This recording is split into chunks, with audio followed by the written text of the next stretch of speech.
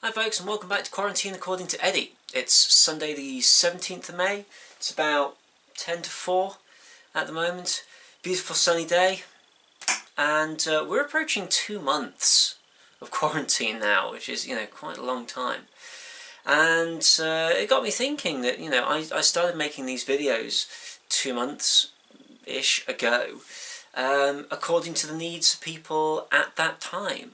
And those needs are changing, just as the lockdown rules are changing, just as other things are changing. People are changing in terms of what they need now.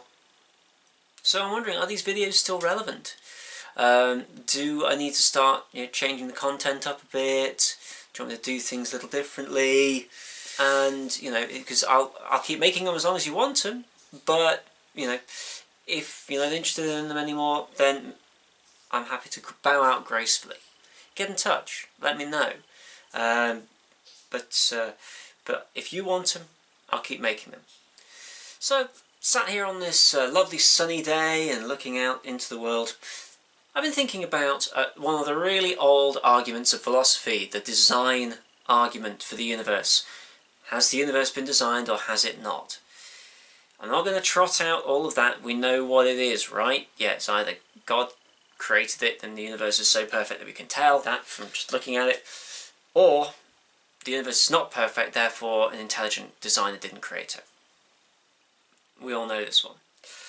However, I was talking to my friend who's a scientist, a very good physicist and chemist, and he and I were discussing how actually there are some unusual quirks within science that suggest maybe there is some level of design in the universe.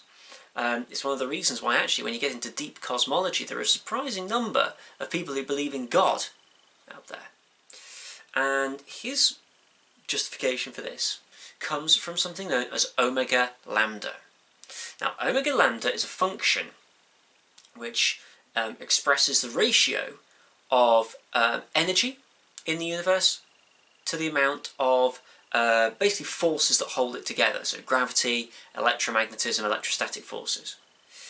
And it works on the basis that when the Big Bang happened, we assume there was a Big Bang, when the Big Bang happened, a lot of energy pushed everything out. However, all these things are connected via forces like electromagnetism, gravity and such, which pull back together. So, is there more energy or is there more attractive force? Well, if omega lambda, this value, is less than 1, the universe will keep expanding and expanding and expanding forever and rip itself to pieces, because the energy of expansion is greater than all the attractive forces of the things. And if it's greater than 1, so if omega lambda is greater than 1, the density of forces will pull everything back together. They'll all crunch together again. And who knows, maybe that'll be enough force to create another Big Bang. It might be cyclical, we just don't know. But there's a point in the middle, omega lambda of 1, where energy and forces balance out and it holds itself together at a set space. Now, at the moment, a lot of measurements have been done, and the suggestion is that the value is somewhere between 0.7 and 1. Now that's a big, big difference. That's the difference between the universe expanding forever and ripping itself to shreds quite convincingly, and everything being perfect. Or it might be slightly bigger than 1, I can't remember. Either way, it's in that kind of region. Problem is, there's loads of dark matter and things we don't truly understand at this point.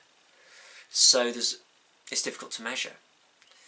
But the point is, it is possible that there is exactly the right amount of energy in the universe to balance out the density of stuff that's there, and it will get to a point where it stops and holds together. It's possible.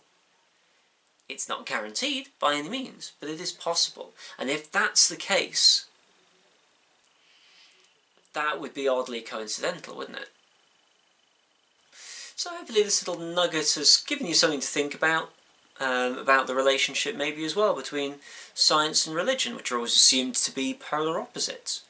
You know, it's not necessarily the case. But anyway, I'll let you think on it. If you've got any questions or queries or requests, then let me know. If I teach you, please get in touch with me by email. That's going to be the easiest way. If you don't, feel free to leave a comment on YouTube. Otherwise, thanks for watching. See you next time.